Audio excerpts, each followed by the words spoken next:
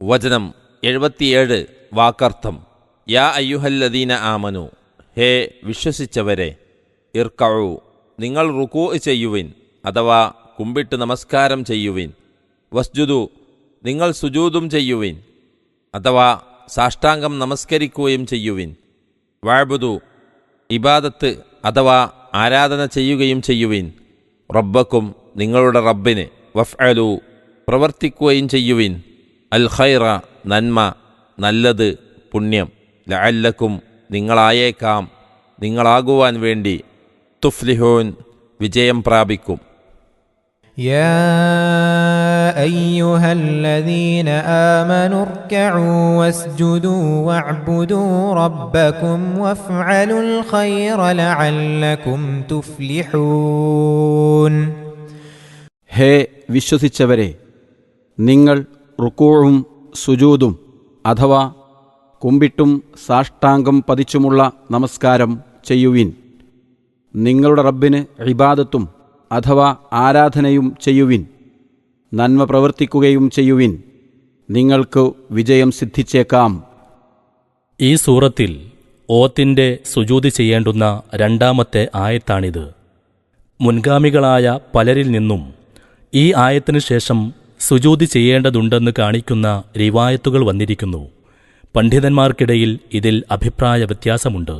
ആയത്തിന്റെ വിവരണം താഴെ വരുന്നതാണ്. വചനം 78 വാക്കർത്ഥം. വജാഹിദു നിങ്ങൾ സമരം ചെയ്യുകയും ചെയ്യുവിൻ. ഫില്ലാഹി അള്ളാഹുവിൻ്റെ കാര്യത്തിൽ. ഹക്ക ജിഹാദിഹി അവൻ്റെ അഥവാ അവന് വേണ്ടിയുള്ള സമരത്തിൻ്റെ മുറപ്രകാരം, സമരം ചെയ്യേണ്ടുന്ന മുറയനുസരിച്ച്. ഹുവ അവൻ ഇജ്തബാക്കും നിങ്ങളെ തിരഞ്ഞെടുത്തിരിക്കുന്നു. വമാ ജഅല അവൻ ആക്കിയിട്ടുമില്ല. അലൈക്കും നിങ്ങളുടെ മേൽ. ഫിദ്ദീനി മതത്തിൽ, മതകാര്യത്തിൽ. മിൻ ഹറജിൻ ഒരു വിഷമതയും ബുദ്ധിമുട്ടും. മില്ലത്ത അബീക്കും നിങ്ങളുടെ പിതാവിൻ്റെ മാർഗം. ഇബ്രാഹീമ അതായത് ഇബ്രാഹീമിൻ്റെ. ഹുവ അവൻ. സമ്മാക്കും നിങ്ങൾക്ക് പേര് വച്ചിരിക്കുന്നു. അൽ മുസ്ലിമീന മുസ്ലിങ്ങൾ എന്ന്. മിൻ ഖബലു മുമ്പ്. വഫീഹാദ ഇതിലും. ലിയകൂനർ റസൂലു റസൂൽ ആയിരിക്കുവാൻ, ആയിത്തീരുവാൻ വേണ്ടി. ഷഹീദൻ അലൈക്കും നിങ്ങൾക്ക് സാക്ഷി. വതകൂനു നിങ്ങൾ ആയിത്തീരുവാനും. ശുഹദാ സാക്ഷികൾ.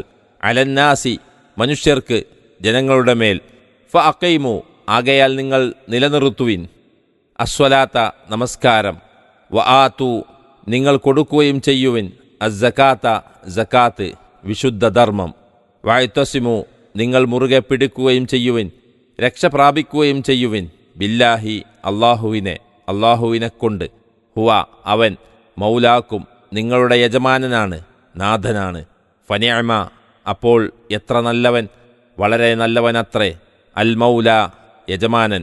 വനിഅമ എത്ര നല്ലവനും, വളരെ നല്ലവനുമത്രേ. അന്നസീർ സഹായകൻ, രക്ഷകൻ. وجاهدوا في الله حق جهاده هو اجتباكم وما جعل عليكم في الدين من حرج ملة أبيكم إبراهيم هو سماكم المسلمين من قبل وفي هذا ليكون الرسول شهيدا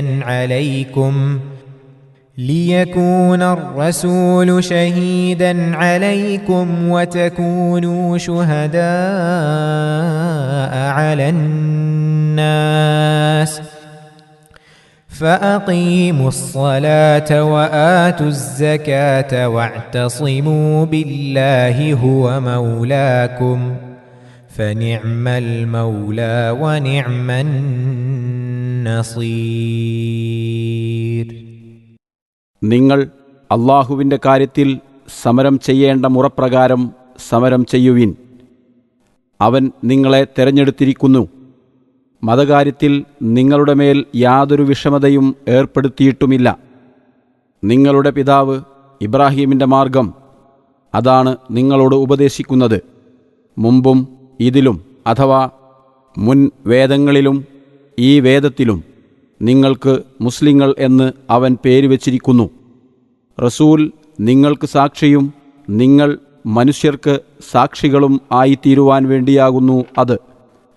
ആകയാൽ നിങ്ങൾ നമസ്കാരം നിലനിർത്തുകയും സകാത്ത് അഥവാ വിശുദ്ധധർമ്മം കൊടുക്കുകയും അള്ളാഹുവിനെ മുറുകെ പിടിക്കുകയും ചെയ്യുവിൻ. അവൻ നിങ്ങളുടെ യജമാനനാകുന്നു. അപ്പോൾ നിങ്ങളുടെ യജമാനൻ എത്രയോ നല്ല സഹായകനും. 77-78 വചനങ്ങളുടെ വിശദീകരണം. ഈ അവസാനത്തെ 2 ആയത്തുകളിലായി പല ഉപദേശങ്ങളും സന്തോഷവാർത്തകളും അള്ളാഹു നമുക്ക് നൽകുന്നു. അതോടുകൂടി മുസ്ലിമിൻ്റെ വ്യക്തിപരമായ ബാധ്യതകളെയും മുസ്ലിം സമുദായത്തിൻ്റെ മൊത്തത്തിലുള്ള ബാധ്യതകളെയും ചൂണ്ടിക്കാട്ടുകയും ചെയ്യുന്നു. ആയത്തുകളിലെ ഉള്ളടക്കം നമുക്ക് ചുരുക്കത്തിൽ ഇങ്ങനെ ഗ്രഹിക്കാം. 1. സത്യവിശ്വാസികളെ എന്ന് സംബോധന ചെയ്തുകൊണ്ട് ആദ്യമായി ഉപദേശിക്കുന്നത് റുകൂഉം സുജൂദും ചെയ്യാനാകുന്നു. നമസ്കാരത്തിൽ അനുഷ്ഠിക്കപ്പെടേണ്ടുന്ന കർമ്മങ്ങൾ പലതുമുള്ളതിൽ കൂടുതൽ പ്രധാനപ്പെട്ട 2 എണ്ണമാണ് റുകൂഉം സുജൂദും. നമസ്കാരത്തെ ഉദ്ദേശിച്ചുകൊണ്ട് റുകൂഉം സുജൂദും ചെയ്യുക എന്ന് ഖുർആനിൽ പലപ്പോഴും പറയാറുണ്ട്. അതുപോലെ തന്നെ നമസ്കാരത്തിലെ മറ്റൊരു പ്രധാന ഭാഗമായ നൃത്തവും അഥവാ ഖിയാം ഈ അർത്ഥത്തിൽ ഉപയോഗിക്കാറുണ്ട്. വാക്കുകൊണ്ടും പ്രവൃത്തി കൊണ്ടും നിർവഹിക്കപ്പെടുന്ന പല കർമ്മങ്ങളുടെയും സമാഹാരമാണ് നമസ്കാരം. ഹൃദയ സാന്നിധ്യം അതിൻ്റെ ജീവനുമാണ്. 5 നേരത്തെ നിർബന്ധ നമസ്കാരമെന്നോ അഥവാ അൽ മക്തൂബാത്ത്, അവയ്ക്ക് പുറമെയുള്ള ഐച്ഛിക നമസ്കാരമെന്നോ അഥവാ അന്നവാഫിൽ വ്യത്യാസമില്ലാതെ മൊത്തത്തിൽ നമസ്കാരം വർദ്ധിപ്പിക്കുവാൻ ഉപദേശിക്കുകയാണ് ഇവിടെ ചെയ്തിട്ടുള്ളത്. നമസ്കാരത്തിന് ഇസ്ലാമിലുള്ള സ്ഥാനവും മനുഷ്യനിൽ ആത്മശുദ്ധിയും ദൈവഭക്തിയും ഉണ്ടാക്കുന്നതിൽ നമസ്കാരത്തിനുള്ള സ്വാധീന ശക്തിയും പരക്കെ അറിയപ്പെട്ടതാണല്ലോ. 2. അടുത്തതായി നമസ്കാരവും അല്ലാത്തവയും അടങ്ങുന്നതായ ഇബാദത്തുകൾ അഥവാ ആരാധനാകർമ്മങ്ങൾ ചെയ്യുവാൻ ഉപദേശിക്കപ്പെട്ടിരിക്കുന്നു. നമസ്കാരം, ദിക്ർ, ദുആ, തസ്ബീഹ്, ഖുർആൻ പാരായണം, പാപമോചനം തേടൽ, ബലികർമ്മങ്ങൾ മുതലായവ അഥവാ അള്ളാഹുവിൻ്റെ മുമ്പിൽ താഴ്മ അർപ്പിക്കുന്നതും അവനോട് പ്രാർത്ഥിക്കുന്നതും അവൻ്റെ സ്തുതികീർത്തനങ്ങളെ പ്രകാശിപ്പിക്കുന്നതുമായ പുണ്യകർമ്മങ്ങൾ. ഇവക്കാണ് സാധാരണ ഇബാദത്ത് എന്നും ആരാധന എന്നും പറയുന്നത്. ഇബാദത്തിനെ സംബന്ധിച്ച് വിശദമായ ഒരു വിവരണം സൂറത്തുൽ ഫാത്തിഹയുടെ വ്യാഖ്യാനത്തിൽ നൽകിയിട്ടുണ്ട്. 3. പിന്നീട് തുടർന്ന് ഉപദേശിക്കുന്നത് നന്മ പ്രവർത്തിക്കുവാനാണ്. മേൽപ്പറഞ്ഞ നമസ്കാരം തുടങ്ങിയ എല്ലാ ആരാധനാകർമ്മങ്ങൾക്കും പുറമെ ജനങ്ങൾക്ക് ഉപകാരം ചെയ്യുക, ദാനധർമ്മം ചെയ്യുക, നന്നായി പെരുമാറുക, നല്ലതിനെ ഉപദേശിക്കുക, കുടുംബബന്ധം പാലിക്കുക, സഹജീവികളോട് ദയ കാണിക്കുക, ഇടപാടുകളിലും മറ്റും മര്യാദ പാലിക്കുക തുടങ്ങിയ സൽക്കർമ്മങ്ങളെല്ലാം ഇതിൽ ഉൾപ്പെടുന്നു. നമസ്കാരത്തിൻ്റെ കാര്യം പ്രത്യേകമായി ആദ്യം എടുത്തു പറഞ്ഞ ശേഷം 2ാമത്തെയും 3ാമത്തെയും ഉപദേശങ്ങളുടെ കൂട്ടത്തിൽ വീണ്ടും വീണ്ടും അത് ആവർത്തിച്ചടക്കം ചെയ്യപ്പെട്ടിരിക്കുന്നതായും ഇബാദത്തിൻ്റെ കാര്യം 3ാമത്തെ ഉപദേശത്തിൽ ഒന്നുകൂടി ഉൾപ്പെടുത്തി ആവർത്തിക്കപ്പെട്ടിരിക്കുന്നതായും കാണാം. ഇതിൽ നിന്ന് ഓരോ ഇനത്തിൻ്റെയും പ്രാധാന്യം നമുക്ക് മനസ്സിലാക്കാം. 4. ഈ ഉപദേശങ്ങൾ സ്വീകരിക്കുന്ന പക്ഷം നിങ്ങൾക്ക് വിജയം സിദ്ധിച്ചേക്കാമെന്നാണ് അള്ളാഹു തുടർന്നു പറയുന്നത്. ഇതിൽ നാം മനസ്സിരുത്തേണ്ടുന്ന ഒരു പ്രധാന സംഗതി അടങ്ങുന്നുണ്ട്. മേൽപ്പറഞ്ഞ 3 ഇനങ്ങളിൽ നമസ്കാരം, ഇബാദത്ത്, നന്മ പ്രവർത്തിക്കൽ എന്നിവയിൽ ഏതെങ്കിലും ഒന്നിൽ മാത്രം മുഴുകിയിരിക്കയും മറ്റുള്ളവയിൽ അശ്രദ്ധ കാണിക്കുകയും ചെയ്താൽ പോരാ. സന്ദർഭത്തിനും കഴിവിനും അനുസരിച്ച് എല്ലാ ഇനത്തിൽപ്പെട്ട സൽക്കാര്യങ്ങളും അനുഷ്ഠിച്ചെങ്കിൽ മാത്രമേ വിജയം കൈവരികയുള്ളൂ എന്നുള്ളതാണത്. വാസ്തവത്തിൽ മനുഷ്യൻ അനുഷ്ഠാനത്തിൽ വരുത്തേണ്ടുന്ന കടമകളെല്ലാം തന്നെ ഈ 3 വാക്കിൽ അടങ്ങിയിട്ടുണ്ട്. അവസാനത്തെ ആയത്തിൽ പ്രത്യേകം എടുത്തു പറഞ്ഞിട്ടുള്ളത് ആ 3 ഇനത്തിൽപ്പെട്ട ചില പ്രധാന വിഷയങ്ങളെ മാത്രമാണെന്നു കാണാം. അതുകൊണ്ടാണ് വിജയസിദ്ധിയുടെ വാഗ്ദാനം ഈ 3 കാര്യങ്ങളോട് ചേർത്തു തന്നെ നൽകുന്നതും. 5. പിന്നീട് അള്ളാഹുവിൻ്റെ മാർഗത്തിൽ സമരം ചെയ്യുവാൻ അഥവാ അൽ ജിഹാദു ഫീ സബീലില്ല കൽപ്പിക്കുന്നു. മേൽപ്പറഞ്ഞ സൽക്കാര്യങ്ങളുടെ കൂട്ടത്തിൽ അതിപ്രധാനമായ ഒന്നത്രേ അള്ളാഹുവിനു വേണ്ടിയുള്ള, അതെ, അവന്റെ മതവിഷയത്തിലുള്ള സമരം. സമരമുഖങ്ങൾ പലതുണ്ട്. 1. അവിശ്വാസികൾ തുടങ്ങിയ ഇസ്ലാമിന്റെ പ്രത്യക്ഷ ശത്രുക്കളുമായുള്ള സമരം. ഇതിൽ യുദ്ധം വരെയുള്ള പലതും ഉൾപ്പെടുന്നു. 2. പിശാചിനോടുള്ള സമരം. 3. തന്നിഷ്ടത്തോടുള്ള സമരം. ഒരു കണക്കിന് ഈ ഒടുവിൽ പറഞ്ഞ സമരമാണ് മറ്റു രണ്ടിലും വെച്ച് കൂടുതൽ പ്രയാസകരമായത്. അതുകൊണ്ടാണ് ഇമാം ബൈഹഖി റഹിമഹുല്ലയും മറ്റും റിവായത്ത് ചെയ്യുന്ന ഒരു ഹദീസിൽ ഇപ്രകാരം കാണുന്നത്: ഒരു യുദ്ധം കഴിഞ്ഞു വരുന്ന സഹാബികളോട് നബി സല്ലല്ലാഹു അലൈഹി വസല്ലം തിരുമേനി പറഞ്ഞു, നിങ്ങൾ ചെറിയ സമരത്തിൽ നിന്ന് വലിയ സമരത്തിലേക്ക് വന്നിരിക്കുന്നു. അപ്പോൾ ചോദിക്കപ്പെട്ടു, ഏതാണ് വലിയ സമരം? തിരുമേനി ഉത്തരം പറഞ്ഞു, മുജാഹദത്തുൽ അബ്ദി ഹവാഹു, അടിയൻ തന്റെ തന്നിഷ്ടത്തോട് നടത്തുന്ന സമരമാണ്. മേൽപ്പറഞ്ഞ എല്ലാ സമരങ്ങളും അതതിൻ്റെ സ്ഥാനവും സ്ഥലവും അനുസരിച്ച് നടത്തപ്പെടണമെന്നാണ് ഇവിടെ കൽപ്പിക്കപ്പെടുന്നത്. ദേഹം കൊണ്ടും ധനം കൊണ്ടുമുള്ള എല്ലാ സമര വകുപ്പുകളും അതിൽ ഉൾപ്പെടുന്നു. വേദനയേറിയ ശിക്ഷയിൽ നിന്ന് രക്ഷ നൽകുന്നതും പാപങ്ങൾ പൊറുക്കുവാനും സ്വർഗത്തിൽ പ്രവേശിക്കുവാനും കാരണമാക്കുന്നതുമായ കാര്യങ്ങൾ വിവരിച്ചുകൊണ്ട് സൂറത്തു സഫിൽ അല്ലാഹു ഇങ്ങനെ പറയുന്നു: തുക്മിനൂന ബില്ലാഹി വറസൂലിഹി വതുജാഹിദൂന ഫീ സബീലില്ലാഹി ബിഅംവാലിക്കും വഅൻഫുസിക്കും ദാലിക്കും ഖൈറുല്ലക്കും ഇൻ കുൻതും തഅലമൂൻ. സൂറത്തു സഫ് വചനം 11. സാരം: നിങ്ങൾ അല്ലാഹുവിലും അവന്റെ റസൂലിലും വിശ്വസിക്കണം. അല്ലാഹുവിന്റെ മാർഗത്തിൽ നിങ്ങളുടെ സ്വത്തുക്കൾ കൊണ്ടും ദേഹങ്ങൾ കൊണ്ടും സമരം ചെയ്യുകയും വേണം. അത് നിങ്ങൾക്ക് ഉത്തമമായിട്ടുള്ളതാണ്, നിങ്ങൾ അറിയുന്നവരാണെങ്കിൽ. 6. അവൻ നിങ്ങളെ തെരഞ്ഞെടുത്തിരിക്കുന്നുവെന്ന വാക്യം മുസ്ലിം സമുദായത്തിന് അല്ലാഹു നൽകുന്ന ഒരു കീർത്തി മുദ്രയാകുന്നു. പ്രവാചകന്മാരിൽ വെച്ച് ഏറ്റവും ശ്രേഷ്ഠനായ റസൂലിനെയും വേദഗ്രന്ഥങ്ങളിൽ വെച്ച് ഏറ്റവും ശ്രേഷ്ഠമായ വേദഗ്രന്ഥവും നിയമസംഹിതയിൽ വെച്ച് കൂടുതൽ പരിപൂർണമായ നിയമസംഹിതയും തന്ന് നിങ്ങളെ അവൻ ശ്രേഷ്ഠമാക്കിയിട്ടുണ്ട് എന്ന് സാരം. അതുകൊണ്ട് മേൽപ്പറഞ്ഞ ഉപദേശങ്ങളനുസരിച്ച് നടക്കുവാൻ മറ്റേതു സമുദായത്തെക്കാളുമധികം നിങ്ങൾക്ക് ബാധ്യതയുണ്ട് എന്ന ഒരു സൂചനയും അതിലടങ്ങുന്നു. 7. ഇത്രയും പറയുമ്പോൾ നിങ്ങൾക്ക് വഹിക്കുവാൻ കഴിയാത്തതോ അനുഷ്ഠിക്കുക സാധ്യമല്ലാത്തതോ ആയ വമ്പിച്ച ഒരു ഭാരമാണ് നിങ്ങളിൽ ചുമത്തപ്പെട്ടിരിക്കുന്നതെന്ന് കരുതേണ്ട. മതത്തിൽ നിങ്ങളുടെ മേൽ യാതൊരു വിഷമതയും ഏർപ്പെടുത്തിയിട്ടില്ല. വമാ ജഅല അലൈക്കും ഫിദ്ദീനി മിൻ ഹറജിൻ എന്ന് പരമകാരുണികനായ അല്ലാഹു നമ്മെ സമാധാനിപ്പിക്കുന്നു. നമസ്കാരം തുടങ്ങി ജിഹാദ് അഥവാ സമരം വരെയുള്ള എല്ലാ കാര്യങ്ങളും ഓരോരുത്തരും അവരുടെ കഴിവനുസരിച്ച് മാത്രമാണ് ചെയ്യേണ്ടതുള്ളത്. ഓരോ ദേഹത്തിനും ചെയ്യാൻ നിവൃത്തിയുള്ളതല്ലാതെ അവൻ നിങ്ങളോട് ശാസിക്കുന്നില്ല. ലാ യുകല്ലിഫുല്ലാഹു നഫ്സൻ ഇല്ലാ വുസ്അഹ. ഓരോ കൽപ്പനയും അനുസരിക്കുന്നതിൽ സാന്ദർഭികമായി ഏർപ്പെട്ടേക്കുന്ന ബുദ്ധിമുട്ടുകളിൽ അതാതിനനുയോജ്യമായ വിട്ടുവീഴ്ചകളും ഇളവുകളും അഥവാ അർറുഹ്സ അവൻ അനുവദിച്ചിട്ടുണ്ട്. നിങ്ങളെ ഞെരുക്കണമെന്ന് അവൻ ഉദ്ദേശിക്കുന്നേയില്ല. വലാ യുരീദു ബിക്കുമുൽ ഉസ്ര. യാത്രകളിൽ 2 നേരത്തെ നമസ്കാരം ഒരേ സമയത്ത് നിങ്ങൾക്ക് കൂട്ടിച്ചേർത്ത് അഥവാ ജംഅ് ആക്കി നമസ്കരിക്കാം. വലിയ നമസ്കാരങ്ങൾ ചുരുക്കി അഥവാ ഖസ്റാക്കി നമസ്കരിക്കുകയും ചെയ്യാം.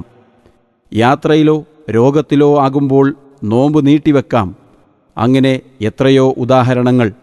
ഇനി കടമകൾ നിർവഹിക്കുന്നതിൽ നിങ്ങൾ വല്ല അലസതയും വരുത്തിയെന്നിരിക്കട്ടെ, എന്നാൽ നിങ്ങൾക്ക് നിങ്ങളുടെ റബ്ബിനോട് പാപം പൊറുത്തു തരുവാൻ അപേക്ഷിക്കാം. നിശ്ചയമായും അവൻ ധാരാളം പൊറുക്കുന്നവനാണ്. ഇസ്തഗ്ഫിറു റബ്ബക്കും ഇന്നഹു കാന ഗഫാറ. 8. മുമ്പ് ആർക്കുമില്ലാത്ത ഒരു പുതിയ മാർഗമൊന്നുമല്ല നിങ്ങളോട് ഉപദേശിക്കുന്നതും കൽപ്പിക്കുന്നതും. നിങ്ങളുടെ പൂർവ്വപിതാവും എല്ലാവരാലും ആദരിക്കപ്പെടുന്ന പ്രവാചകനുമായ ഇബ്രാഹിം അലൈഹിസ്സലാത്തു വസ്സലാം നബിയുടെ മാർഗം പിൻപറ്റണമെന്നാണ് നിങ്ങളോട് ഉപദേശിക്കുന്നതിൻ്റെ ചുരുക്കം. അദ്ദേഹം ആചരിച്ചതും പ്രബോധനം ചെയ്തതും ഇങ്ങനെ തന്നെയായിരുന്നു എന്നൊക്കെയാണ് നിങ്ങളുടെ പിതാവ് ഇബ്രാഹീമിൻ്റെ മാർഗം എന്ന് പ്രസ്താവിച്ചതിൻ്റെ വിവക്ഷ. സത്യവിശ്വാസികളിൽ അറബികളും അല്ലാത്തവരും ഉൾപ്പെടുമല്ലോ. അറബികളെ സംബന്ധിച്ചിടത്തോളം അവർ ജൂതന്മാരോ ക്രിസ്ത്യാനികളോ ആയിക്കൊള്ളട്ടെ, അവരുടെ പൂർവ്വപിതാവാണ് ഇബ്രാഹിം നബി അലൈഹിസ്സലാത്തു വസ്സലാം എന്ന് വ്യക്തമാകുന്നു. ഖുർആൻ അവതരിച്ചു കൊണ്ടിരിക്കുമ്പോഴത്തെ മുസ്ലിങ്ങൾ മിക്കവാറും അറബികളായിരുന്നു. ഖുർആൻ ആദ്യമായി അഭിമുഖീകരിക്കുന്നതും അവരെയാണ്. കൂടാതെ ഖുർആനിൽ അൻ നബിയു ഔലാ ബിൽ മുഅ്മിനീന മിൻ അൻഫുസിഹിം, സത്യവിശ്വാസികളോട് അവരുടെ സ്വന്തം ദേഹത്തേക്കാൾ ബന്ധപ്പെട്ട ആളാണ് പ്രവാചകൻ എന്നും അള്ളാഹു പറയുന്നുണ്ട്. ആ നിലക്ക് പ്രവാചകന്മാർ സമുദായത്തിൻ്റെ ആത്മപിതാക്കളുമാണ്. അതുകൊണ്ട് തന്നെയാണ് നബി സല്ലല്ലാഹു അലൈഹി വസല്ലമ തിരുമേനിയുടെ ഭാര്യമാരെക്കുറിച്ച് സത്യവിശ്വാസികളുടെ ഉമ്മമാർ അഥവാ ഉമ്മഹാത്തുൽ മുഅ്മിനീൻ എന്നു പറയുന്നതും. ഇങ്ങനെ നോക്കുമ്പോൾ നിങ്ങളുടെ പിതാവ് എന്ന ഇബ്രാഹിം അലൈഹിസ്സലാത്തു വസ്സലാം നബിയെക്കുറിച്ച് പ്രസ്താവിച്ചത് അറബികളല്ലാത്തവരെ സംബന്ധിച്ചും അർത്ഥവത്താണെന്ന് കാണാം. ഇബ്രാഹിം അലൈഹിസ്സലാത്തു വസ്സലാം നബിയുടെ നടപടി മാർഗത്തെപ്പറ്റി ഇങ്ങനെ വിശേഷിപ്പിക്കപ്പെടാറുണ്ട്: അൽ ഹനീഫിയത്തു സംഹ ലൈലുഹ കനഹാരിഹ.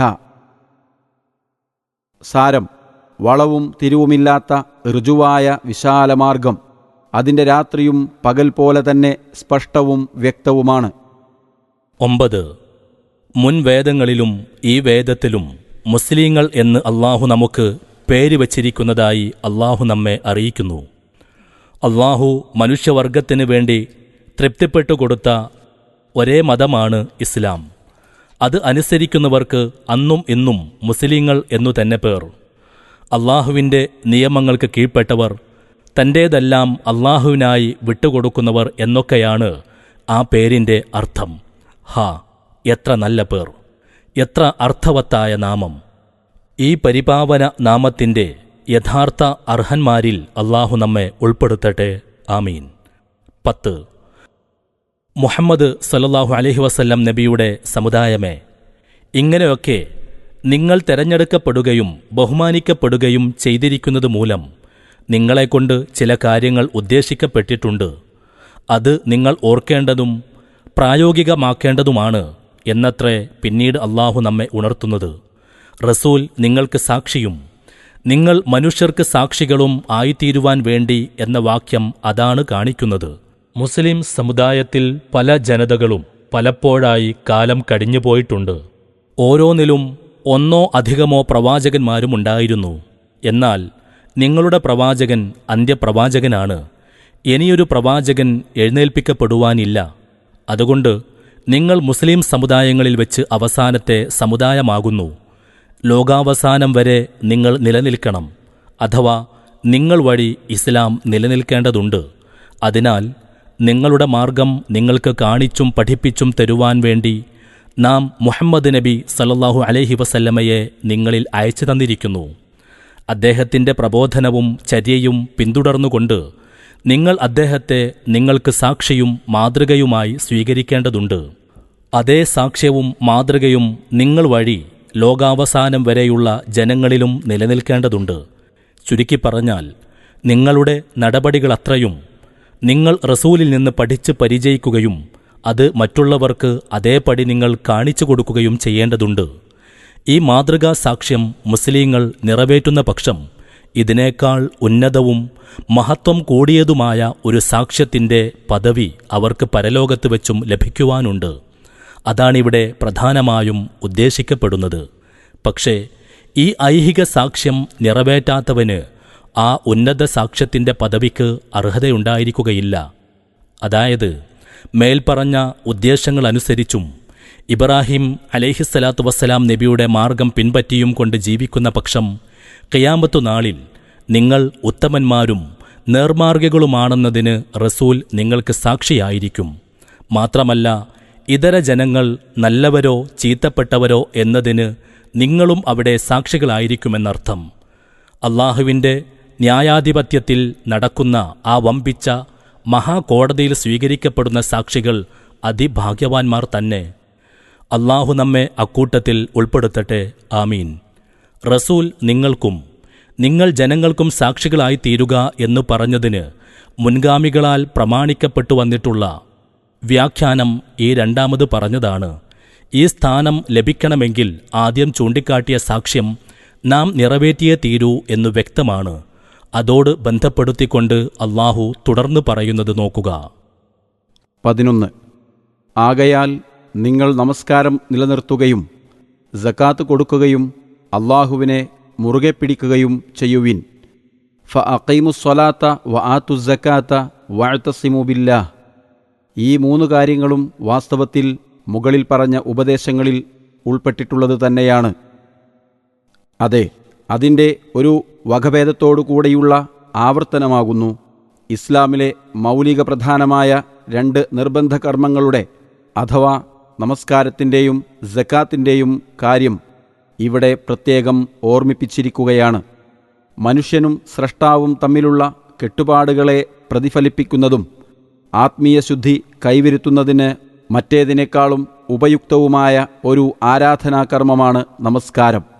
മനുഷ്യനും സമുദായവും തമ്മിലുള്ള കെട്ടുപാടുകളെ പ്രതിഫലിപ്പിക്കുന്ന സാമൂഹ്യമായ കടമകളിൽ മികച്ചു നിൽക്കുന്നതാണ് സകാത്ത്. മതത്തിൻ്റെ പേരിൽ, ഖുർആൻ്റെ പേരിൽ, തൗഹീദിൻ്റെ പേരിൽ, അങ്ങനെ പല നിലക്കും മനുഷ്യൻ പലതും അംഗീകരിക്കേണ്ടതുണ്ട്, പ്രവർത്തിക്കേണ്ടതുണ്ട്. അവയ്ക്കെല്ലാം നിദാനമായിട്ടുള്ള ഏകാടിസ്ഥാനമാണ് നിങ്ങൾ അള്ളാഹുവിനെ മുറുകെ പിടിക്കുവിൻ വഅ്തസിമു ബില്ലാഹി എന്നു പറഞ്ഞത്. വളരെ വിപുലമായ സാരങ്ങളാണ് ആ വാക്ക് ഉൾക്കൊള്ളുന്നത് എന്ന് ചിന്തിക്കുന്നവർക്കറിയാം. കൂടുതൽ വിശദീകരിക്കേണ്ടതില്ല. 12.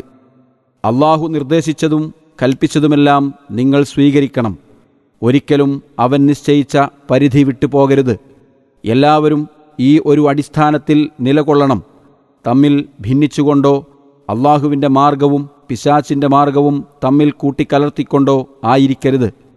നിങ്ങളുടെ ഉദ്ദിഷ്ടങ്ങൾ ശരിപ്പെടുന്നതിലും വിഷമങ്ങൾക്ക് പരിഹാരമുണ്ടാകുന്നതിലുമെല്ലാം നിങ്ങൾ അള്ളാഹുവിനെ മാത്രം ശരണം പ്രാപിക്കണം. മറ്റാരിലും നിങ്ങളുടെ അപേക്ഷ അർപ്പിക്കരുത്. നിങ്ങൾ അവനെ മാത്രം ആശ്രയിക്കുകയും അവനിൽ മാത്രം വിശ്വാസവും ഭക്തിയും അർപ്പിക്കുകയും ചെയ്യുന്ന പക്ഷം അവൻ നിങ്ങൾക്ക് എല്ലാവിധ സഹായവും രക്ഷയും നൽകുന്നതാണ്. എന്നിങ്ങനെയുള്ള അനേകം സൂചനകൾ വഅ്തസിമു ബില്ലാഹി, നിങ്ങൾ അള്ളാഹുവിനെ മുറുകെ പിടിക്കുവിൻ എന്ന തിരുവാക്യത്തിൽ അന്തർഭവിച്ചു കിടപ്പുണ്ട്. സത്യവിശ്വാസികൾക്ക് സന്തോഷവും ആവേശവും നൽകിക്കൊണ്ട് അള്ളാഹു ഈ അധ്യായം ഇങ്ങനെ ഉപസംഹരിക്കുന്നു: അവൻ നിങ്ങളുടെ യജമാനനാണ്. അപ്പോൾ നിങ്ങളുടെ യജമാനൻ എത്രയോ നല്ല യജമാനൻ, എത്രയോ നല്ല സഹായകനും. ഹുവ മൗലാക്കും ഫനിഅ്മൽ മൗല വനിഅ്മൻ നസീർ. വൽഹംദുലില്ലാഹി റബ്ബിൽ ആലമീൻ വലഹുൽ മിന്നത്തു വൽ ഫضൽ.